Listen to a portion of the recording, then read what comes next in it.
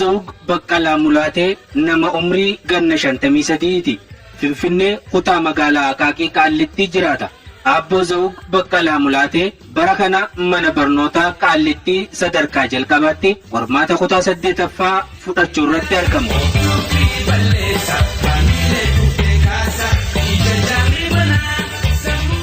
Barnoota isaa sagantaa galgalaatiin hordofaa kan ture abboon ganna 53 kun yaada kennateen akka ji'utti duutii yoo na dursuu baatee rabbiin na gargaare hanga yuunivarsiitiitti barachuu ittiin fufaa jechuun dubbatee jira.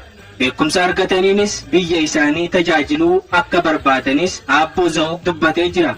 Hoogganaan waajjira barnootaa kutaa magaalaa Akaakii Qaallittii obbo Ifaa Abisheen gama isaaniitiin akka ja'anitti barnoonni umriin kan hin daangeffamne ta'uu ibsuun namuu barachuuf sammuu isaa qopheessuu akka qabu dhaamanii jiru.